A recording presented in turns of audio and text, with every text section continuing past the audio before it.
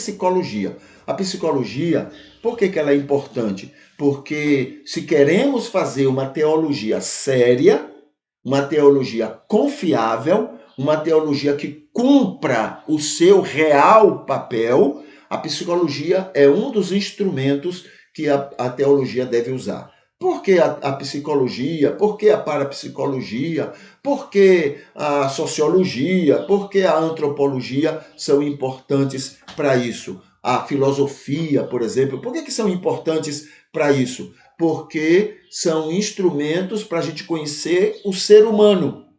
São ciências que estudam o ser humano. E já que a gente não pode manipular Deus de maneira física, concreta, somente pela fé, então a gente vai manipular o ser humano, porque o ser humano é um maravilhoso vestígio a respeito de Deus. Conhecendo bem o ser humano, a gente vai conhecer bem a respeito de Deus. Entende? Então a gente deixa com isso de ser uma teologia, aquela teologia dogmatizada, aquela teologia que só existe para manter o que existe, o que já está posto, e passamos para uma teologia questionadora, uma teologia que vai a fundo, que não tem medo da verdade, não tem medo de descobrir a verdade a respeito de Deus e a respeito do amor de Deus. Tá bom? Então a psicologia ajuda muito nisso também. Então vamos ver aqui o que é os pontos que a gente pode destacar hoje, né, que é sobre o funcionalismo. É diferente do estruturalismo. A gente vai ver aqui algumas coisas, isso faz parte da história da psicologia. O William James concordava com Titchener, né? A respeito do estruturalismo, concordava em algumas coisas.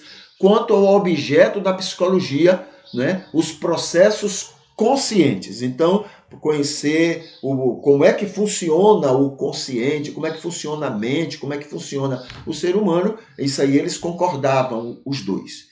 Agora, ponto 2, para o William James, né, no entanto, os estudos desses processos não se limitavam a uma descrição de elementos, conteúdos e estruturas, como era a prática do estruturalismo.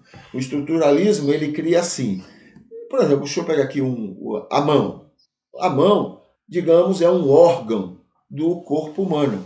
Então, a mão, né, ela fica quietinha, ela fica, né, fazendo só o papel dela. Aquilo que chega para ela pegar, ela pega e etc. Então, ela só faz isso, ela está cumprindo o seu papel, né? Ela não passa disso. O estruturalismo trabalha a mente, não é? A estrutura dos indivíduos, das pessoas, como se fosse apenas um órgão que está ali funcionando sem ser, na verdade, um organismo, apenas um órgão. Alguma coisa simples. Trabalha muito, mas somente dentro daqueles limites. Enquanto que o funcionalismo vai além. O funcionalismo acredita que faz parte do ser humano, mas ele é um ser, é como se fosse, né, um ser vivo. Ele não é algo parado, algo estático, mas é algo que está sempre em constante crescimento, em constante mudança e tem que ser entendido dessa forma. A mente, né, ponto 3, a mente consciente é para ele um constante fluxo, uma característica da mente em constante interação com o meio ambiente. Então a mente, ela está sempre mudando. A minha mente agora já não é a mesma de daqui a pouco. Por quê? Ela está em constante transformações, mudanças, porque eu recebo muito estímulo externo. Muita coisa vai me dando novas visões, novos entendimentos, então o funcionamento da minha mente já não fica sendo a mesma. Isso é o que é o funcionalismo. Tá? Dentro é um processo, não é uma ciência, ela está crescendo, ela está se desenvolvendo. Teve a importância do estruturalismo? Sim, claro, foi um grande começo, mas agora a gente vai né, evoluindo, desenvolvendo essa nova maneira de estudar a mente do ser humano. Aí o ponto 4. Por isso sua atenção estava mais voltada para a função dos processos mentais conscientes. A função, né? A atuação desse, digamos, desse órgão que é o cérebro, a mente, né, do indivíduo. Na psicologia, a seu entender, deveria haver espaço para as emoções, o que faz muita diferença de um momento para o outro e de uma pessoa para outra. A vontade, os valores, as experiências religiosas e místicas, enfim, tudo que faz cada ser humano ser único.